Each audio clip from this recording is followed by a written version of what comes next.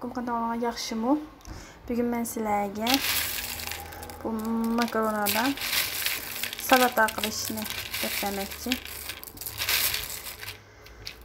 Bunlarda Türkler yumaylab ishlatilgan, men shunda bo'lsa-mu bir yeyishni to'g'ri ko'rdim.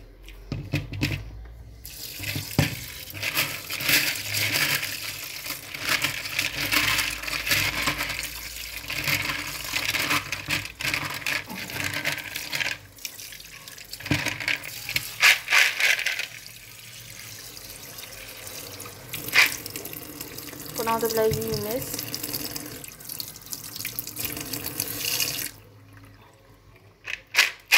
Evet, bundan keyin biz bu makaronlarimizni lag'men pishirgandek qazonman g'aldi bilan suv olamiz.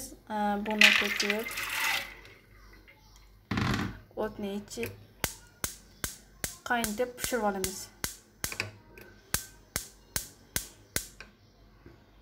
Azroq tuz qo'shib versanglar bo'ldi. Az miktar tuz qo'shib etdim. Bu holatda tovuqni yepib pishirib olamiz. Biz makaronimiz pishgan kadar buning biz ketarlik narsalarni tayyorlaylik. Oldi bilan buni qattiq qilamiz bir qachimizga.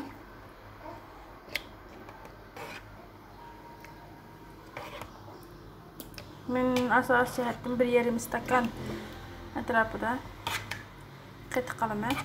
Çünkü makarona pişkandan keyin avuyda emasman.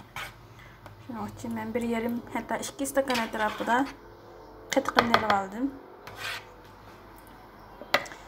Endi buningga bir azroq tuz qo'yamiz oldi bilan.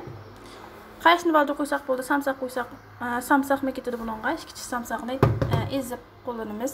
Hozir men bunga azroq tuz qo'ydim. Buni raus turda aralashtiramiz.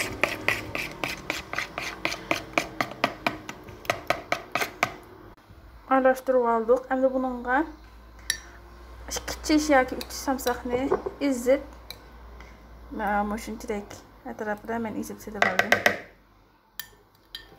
Pishiq to'g'rasanlar bo'ldi. Ezib texi yaxshi. Buni bir raus aralashtiramiz.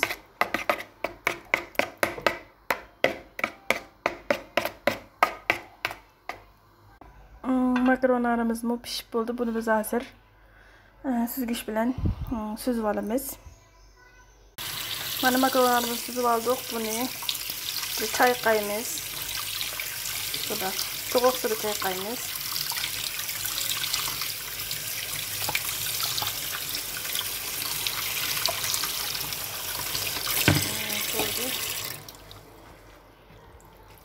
Buni raus suyuni sarqitamiz.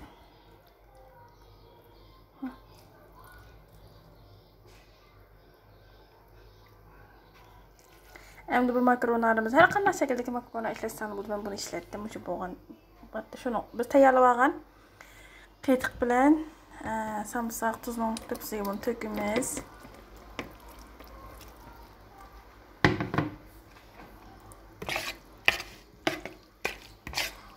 Buni raus aralashtiramiz.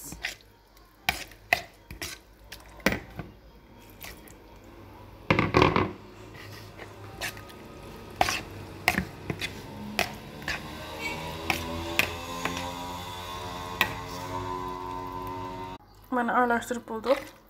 Buni biz taqsimizga elib iste'mol qilsak bo'ladi. Bu holatda saqlatib qo'ysanglar o'ta yaxshi, 15 minut qo'yib qolsanglar o'ta yaxshi samsaqlar o'sha ta'mi kelsa. Men saqlatmaylam oldim.